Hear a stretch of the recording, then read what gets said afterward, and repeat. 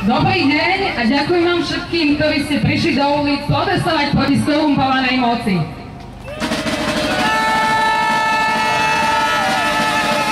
A dokonca v takej strašnej zime. Určite to zaslúžené. Naposledy sme vás informovali, že kvôli protestom už padli hlavy. Odišiel napríklad krajniak Janota, tí, čo ste čítali spis, tak viete, o koho sa jedná. Ubehol ďalší týždeň, Penta si ohradila plotom svoj digital park v Petržalke.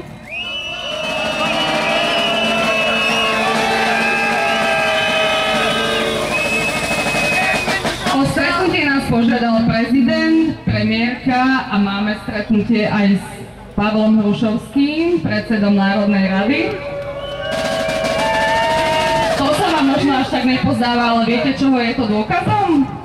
Že tieto protesty majú ohromný význam a ohromnú silu.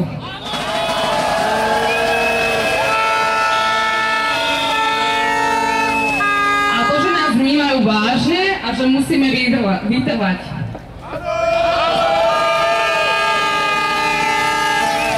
Za posledný týždeň sa však zniesla aj vlna kritiky na protesty. Provokatéri pod falošnými menami torpedovali naše diskusie na sieťach. Niektorí organizátori dokonca čelili fyzickým vyhrážkam. Najprv nás okradli o miliardy, teraz nás chcú okradnúť o právo protestovať?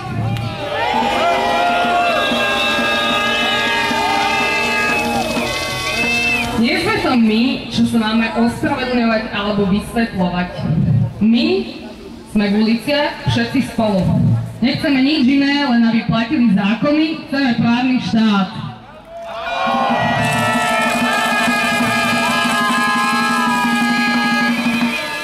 Našu demokraciu neohrozujú takéto občianske protesty, ale zlodejstvo politikov.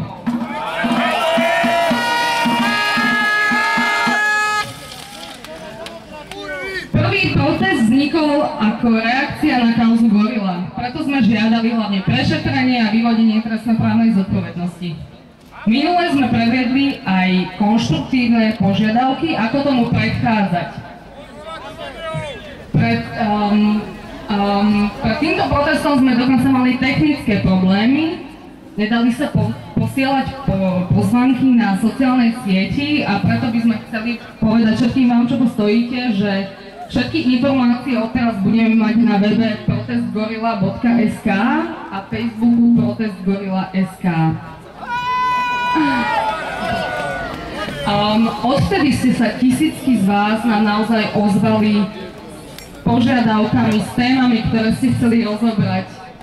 Dali si nám kopu námetov, podnetov, ktoré si všetky zaslúžia pozornosť a my sme si uvedomili, že tieto protesty absolútne presiahli iba Gorilu.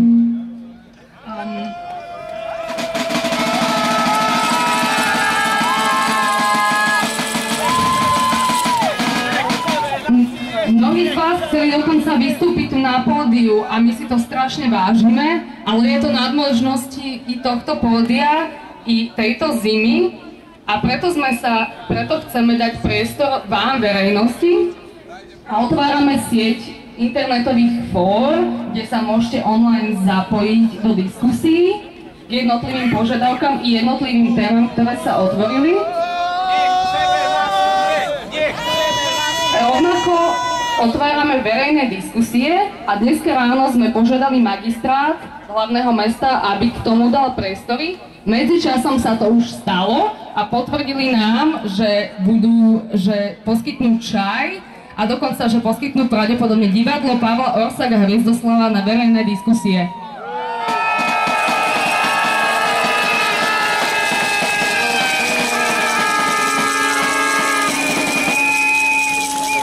Prizývame i odborníkov, pre ktorých pripravujeme sériu okrúhlych stolov v spolupráci s Inštitútom ľudských práv, kde viac informácií nájdete na www.ludskeprava.sk, pretože chceme, aby odborná verejnosť navrhla a priniesla konštruktívne návrhy.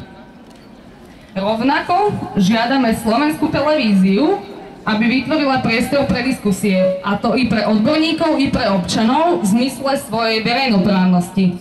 Takýto dialóg je nad našim ohniskom.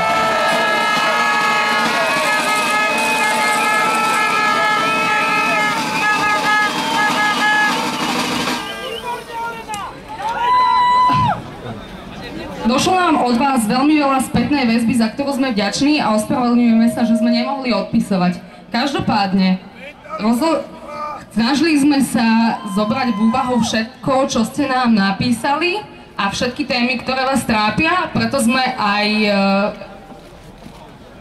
rozšírili požiadavky následovne a teraz vám ich predstavím.